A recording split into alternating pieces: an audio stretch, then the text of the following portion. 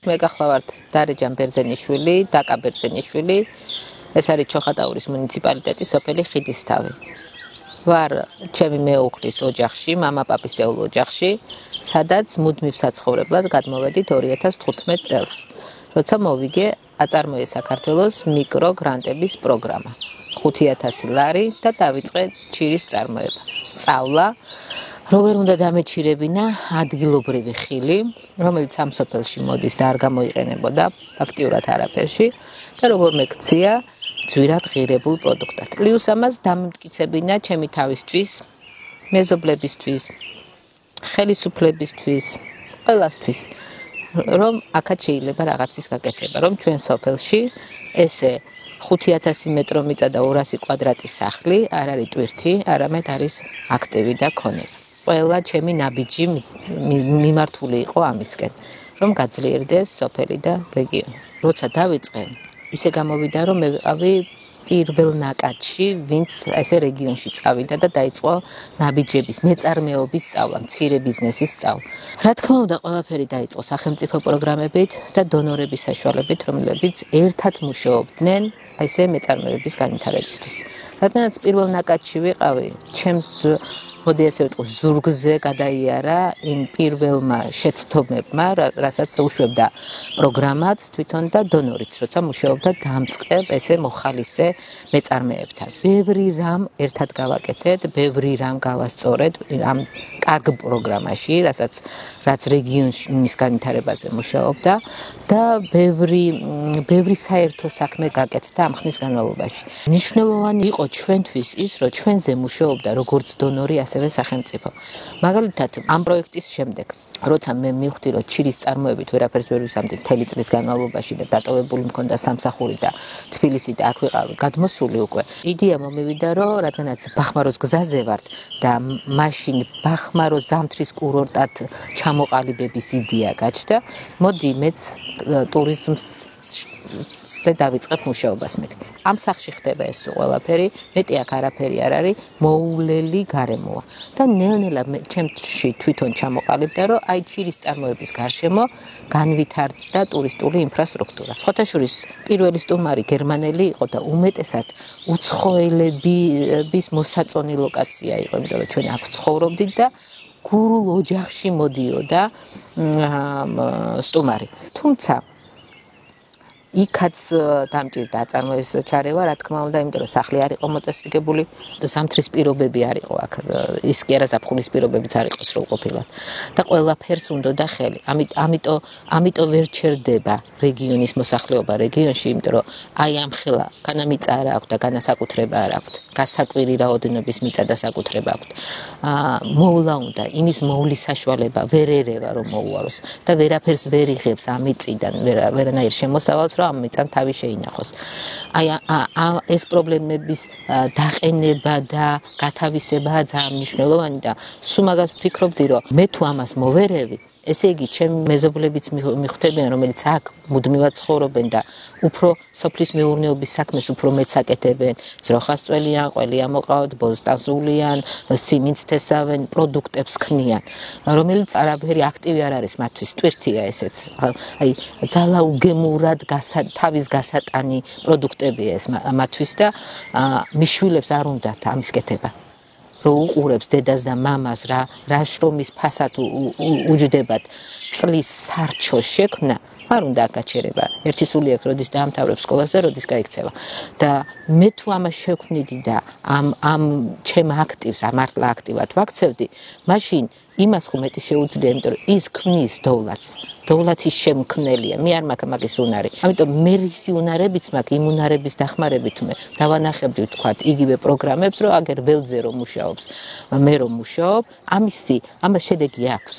და ესე იგი რაღაცები ეს პროგრამები ისე უნდა დაიხვეწოს, რომ მოერგოს უნარების მქონე დაკას კი არა, რომელიც მათ იცის ვთქვათ ინტერნეტთან მუშაობა, იცის განაცხადის შევსება, ბიზნეს გეგმის, არა. იმ მეწარმეზე და იმ სოფლის გლეხსთან უნდა იმუშაონ, რომელიც დოვლათს ქმნის და ძალიან კარგ დოვლათს ქმნის. ამაში დღითი დღე ვწმუნდები კიდე ჩამოსული სტუმრებით, რომელსაც აქედან გემო მიაქვთ და მე იმ გემოსთვის ბრუნდება. აი იმ ყველით და ის ჭადი და ის პამიდორი, ის გემო ახსენდება სადღაც ეგერ დასაკარგავში. დედამიწის მეორე მხარეს და ცდილობს რომ ისევ დაბრუნდეს შენთან. ანუ ეს უკვე აქტივია და ამ ამბავში მეწარმე რომელიც ველზე მუშაობს, დონორი და სახელმწიფო ერთად ვიყავით ჩაბმული. ერთ მაგალითს გეტყვით, როცა ჩირის წარმოება გავიდა სახლიდან, ანუ გავფართოვდით, ასე ვთქვა და მოვიგე USAID-ის სოფლის მეურნეობის განვითარების პროგრამა, მე რომელსაც ფულადი აქტივი არაფერი არ მქონდა და ჩემი თანადაფინანსების ფული არც მეგონა თუ ვიშოვიდი, რომ წერდი ამ პროექტს, ძალიან კარგი პროექტი იყო. კარგი ჩირი გამოვიდა, იმიტომ რომ უწამლი ხილია აქ. არავინ არ წამლავს ახლა აქ მანდარის და კივს. და კარგი ჩირი რო გამოდიოდა, ახალი პროდუქტი შექმნენ, ჩირის კანფეტები, რომელიც იქნებოდა და გურულ ოდაში. ანუ მეორე პროდუქტიც, ტურიზმის თვისაც საინტერესო იქნებოდა, შევიდოდა 200 წლის გურულ ოდაში და იქ დახვდებოდა ევროპული მანქანადანადგარების საოჯახო საამქრო. ეს იყო იდეა და ძალიან მოეწონათ და გავიმარჯვე. და რო ვწერდი ამ პროექტს, ჩემი მეუღლე მეუბნებოდა, რო გაიმარჯვე რა შვებიო. იმიტომ რომ 60% ჩემი გადასახდელი იყო და 40% დონორის. ჩვეულებრივი პასუხი გავეცი, რომ არა, ვარს ვიტყვი, კაია რო გავიმარჯვო. რაღაცა ჩემ თვითშეფასებისთვის ძალიან კარგია, მაგრამ ვარს ვიტყვი, ხა $40,000 ვინ მოგცემს ჩვენ. მაგრამ მოგცეს. შემდეგ გადავწყვიტე, რომ ეს ყველაფერი, რასაც ვაკეთებდი, ყოფილიყო საერთაშორისო სტანდარტის. ანუ ნახმარი წყლები დინარეში კი არ ჩასულიყო, არამედ უკვე ამისკენ რო ვიყავი მობილიზებული, ვნახე, რომ ნახმარი წყლების გადამუშავება შეიძლება და რომ დააზიანებს დინარეს და ვთქვი, რომ მოდი არ გავაკეთებ მე ამას, არ გავუშვებ ღვარში და გადამამუშავებელს გავაკეთებ. საჩირი როცა გავაკეთე, იქ მინდოდა ყველაფერი ყოფილიყო წესის და რიგის მიხედვით. და ჩემ თავსაც ვმტკიცებდი, რომ ევროპაში რომ მიდიხარ და ნახულობ ჩვეულებრივ სოფელს, იმაზე უკეთესი სოფელი ხოა ეს? აიმნაირი ხოა მინიმუმ, იმიტომ რომ მიცმოდის ხო ყველას მოწონს აქაურობა. ამდენი მდინარე გვაქვს, თაგორიანია, ძალიან ლამაზი. აქაც შეიძლება რომ ევროპული სტანდარტის შესაბამისად გაკეთებულიყო საქმე, რომელიც თანხას მოიტანდა. და ამისთვის ISO სერტიფიცირებისთვის შევედი USAID-ში მეორად პროგრამაში, ტექნიკურ დახმარების პროგრამაში, სადაც 50% USAID-მა გადამიხადა, 30% სოფლის მეურნეობის სააგენტომ გადამიხადა და 20% მე გადავიხადე. ამის იმის თქმა მინდა, რომ სამივე რგოლი ერთმანეთთან კავშირში იყო მიმართული იმისკენ, რომ განვითარებულიყო რეგიონი და განვითარებულიყო მეწარმე. ეს არის უმნიშვნელოვანესი საქმე. ჩვენ იმდენი ფული არ გვაქვს, სამწუხაროდ ჩვენ სახელმწიფოს, რომ დონორის დახმარების გარეშე რაღაცა მნიშვნელოვანი ძვრები მოვახდინოთ ამ ქვეყანაში. ჯერ აქამდე ვერ მოვახერხეთ და ახლაც ესე ვართ. თუ ამის საშუალებას ჩვენ ევროპული მხარე გვაძლევს და ამერიკული მხარე გვაძლევს, მე ვერ ხვდები რატო არ უნდა ვისარგებლოთ ამით. რას ვთხოვს ის სამაგიეროდ? განვითარებული იყავი? სტანდარტის შესაბამისი იყავი? შენი პროდუქტი იყოს უნებელი? ამას ვთხოვს, იმას ხო არ, სხვა რამეს ხო არ ვთხოვს. რო ჩამოვედი, არავის არ ჯეროდა ეგ ამბავი. ჯერ გრანტი რა იყო, ის 5,000 გრანტი რა იყო და ვინ გაჩუქებს ფულს და კაი კაცო, ახლა აი არასაჩუქებენ, ხვალე მოთხოვენ მაგ ფულს და ახლა შეიჭმება მაი ფული და მაგ ფერი რამდენი გვინახავს და ანუ ძალიან ცუდი დამოკიდებულება იყო რა, არავის არ ჯეროდა. შემდეგ ძალიან მალე, აი ჩემ თვალწინ მოხდა ამ ხალხის გაზრდა, ჩემი სოფლის მაგალითზე რა. იმიტომ რომ რამდენიმე ეტაპი გავიარეთ ამ განვითარების, როგორც მე გავიარეთ და ჩემი თვითშეფასება იცვლებოდა, ასევე იცვლებოდა დამოკიდებულება ჩვენი საქმიანობის მიმართ. ამ ჩემ მეზობლებთან დავდივედი და ვეუბნებოდი დაგიწერთ ბიზნეს გეგმას. და ზოგს წისკვილზე უწერდი, ზოგს რაზე და ზოგს რაზე. რო ვეკითხებოდი რა გინდა, რაზე დავწერო? დავწეროთ ახლა რა მიდის, ვარ თუ გვეტყვიან, ვარი იქნება და თუ გამოვა, ხომ გამოვა, ხომ და ცადო რო გამოვიდეს. რაც ხა გინდა იქენი შენ. რაზეც შენ გინდა იგი. მე ვეუბნებოდი, ნახე, უნდა ყოფილიყო 500 სიტყვა თუ რაღაც. ნახე, ასე დავწერე, წისკვილი გაკეთდება, ვთქვა წისკვილის გვერდზე ბიბლიოთეკა გაკეთდება, იქ ისანამ დაფქვავს, ბუხარი გავაკეთოთ, იქ ნეილაპარაკი. აი 1000 სამჭედლო გრდემლი რო გაკეთებული იყო და რაღაცეები. ეს იყო პირველ წელს ჩემი დანახული ირგული რასაჭიროება იყო. მეორე წელს მოდიოდნენ და მეუბნებოდნენ ამაზე დამაწერი. ანუ უკვე ისინი გაიზარდნენ. უკვე იმათ და რაღაცები დაიჯერეს. სხვანაირი მიდგომა უნდა ამას. გამოვიყენოთ უნდა ეს ძალა, ვინც დარჩენილია აქ და არ გაიქცა. რატომ ვერ მივიღეთ ის შედეგი? ჩვენ ხო ეხა უკან წარსულზე ვლაპარაკობთ. უფრო მეტად უნდა გაზრდილიყო. ამას მარტო ცოცხალი მაგალითი არაფერს არ უშვება. ამას უნდა სახელმწიფოებრივი აქტიურობა. სახელმწიფომ უნდა დაისახოს ეს მიზნად, რომ ადამიანებმა თავიანთი საქმე წამოიწყოს აქ. თავარი პრობლემა მიდგომაში. ადამიანები, ვინც წყვეთს, როგორ განვითარდეს ესა თუ ის რეგიონი და ამ რეგიონში ესა თუ ის საქმე, მინიმუმ უნდა იცნობდეს იმ რეგიონს. კარგად უნდა იცნობდეს. ყველაფერი უნდა იყოს შედეგზე ორიენტირებული ამბავი. თუ შედეგზე იქნება ორიენტირებული, აი ეს გვაკლია. შედეგზე ორიენტირებული ამბავი. ეს ჭირს ბახმაროსაც.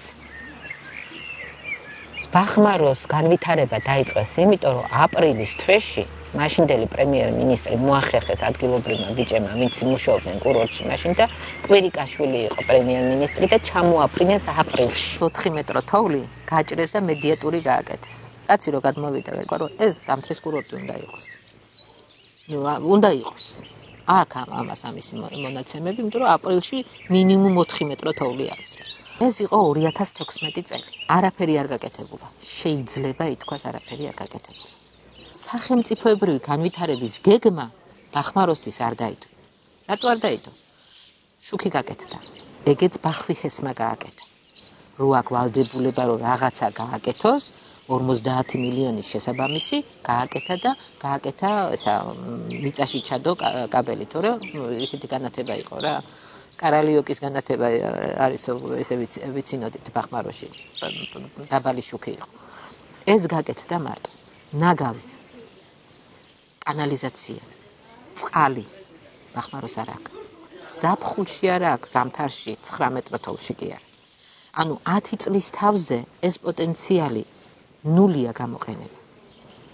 ნულია გამოყენება. თან ხშირად ფიქრობ, რომ რამდენი რამე შეუძლია ადამიანს და რაც დავიწყე ეს მეწარმეობა, მის მერე მიხვდი ეს.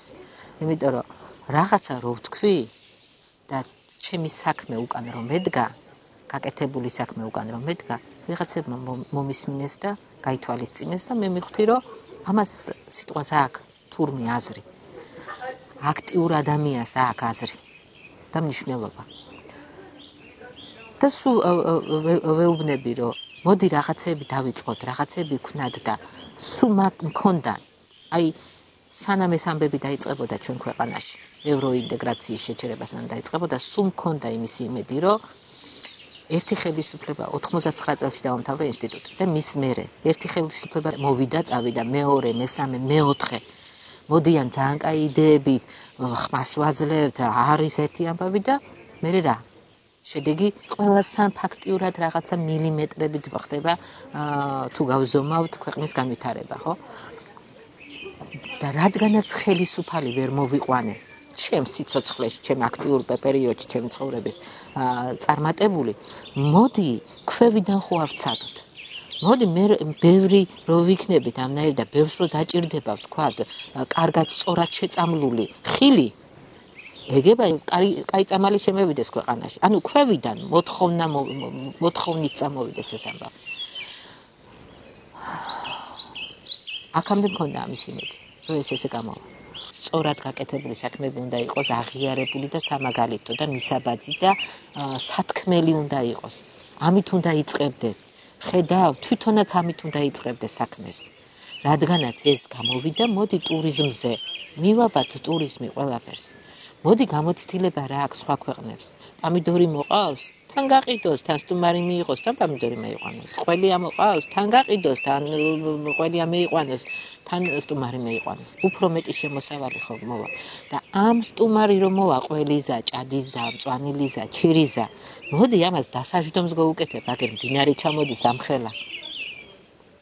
ამ სოფელში.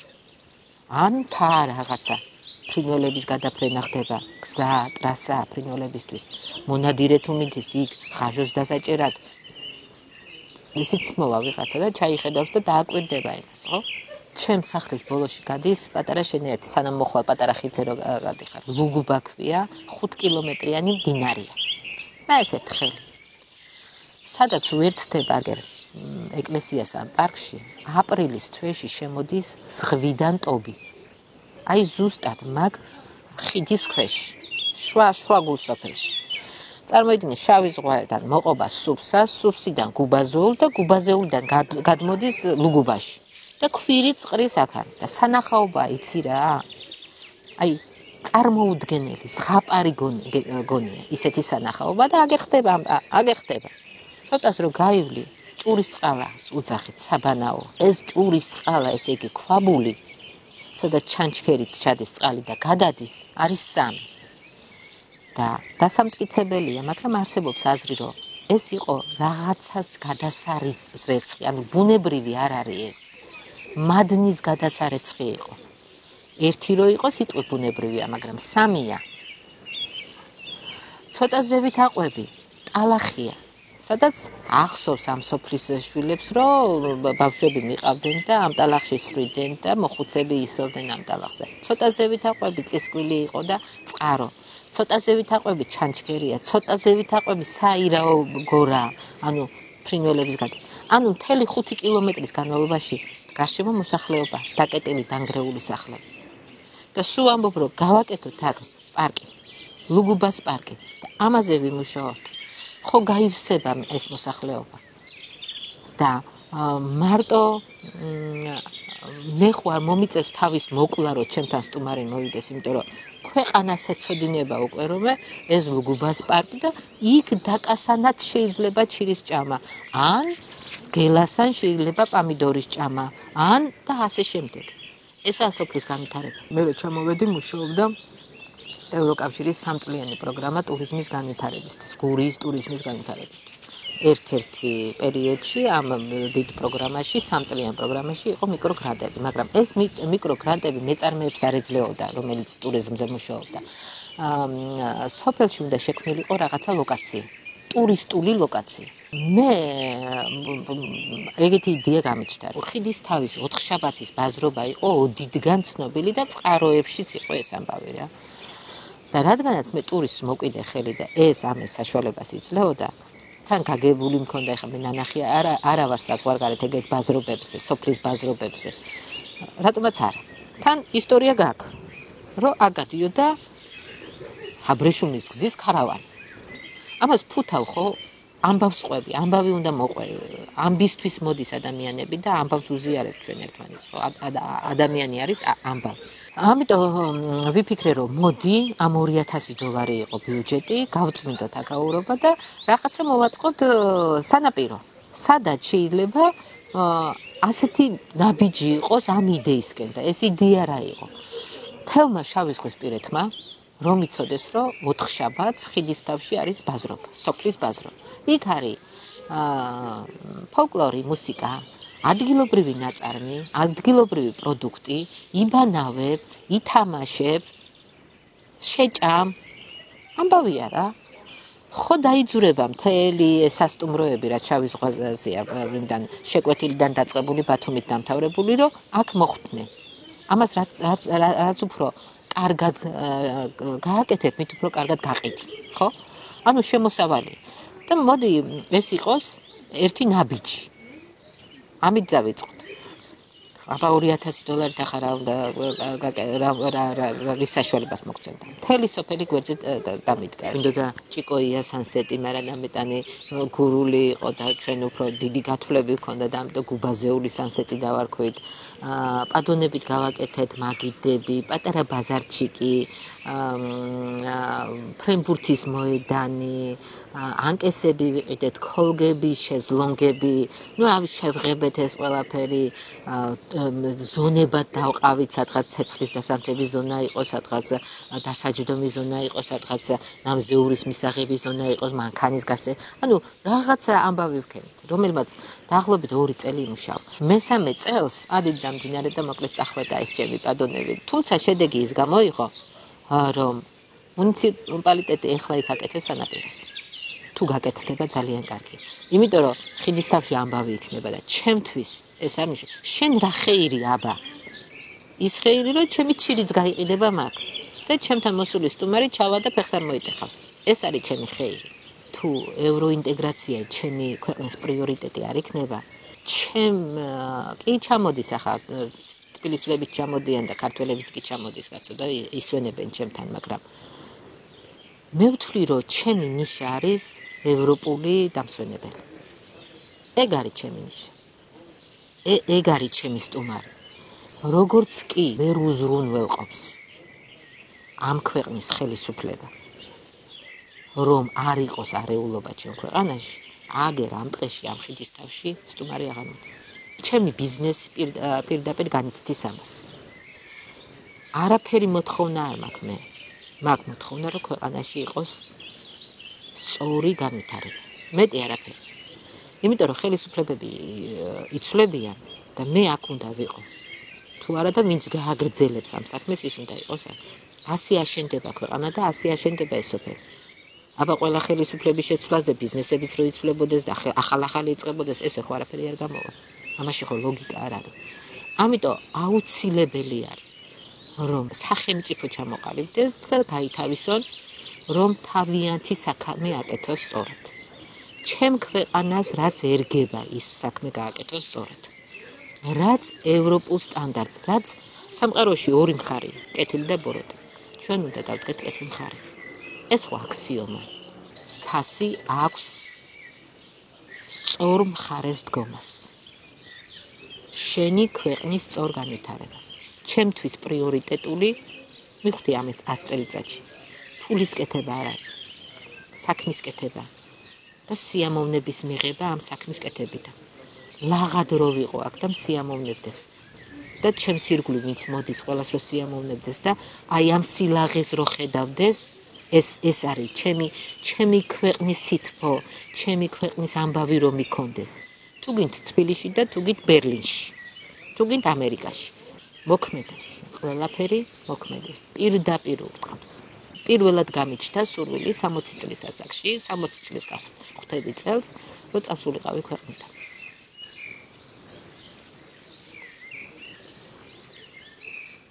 არ ვიცი, ჩემი ოჯახის წინაპრები ამისთვის არ დახოცილდნენ.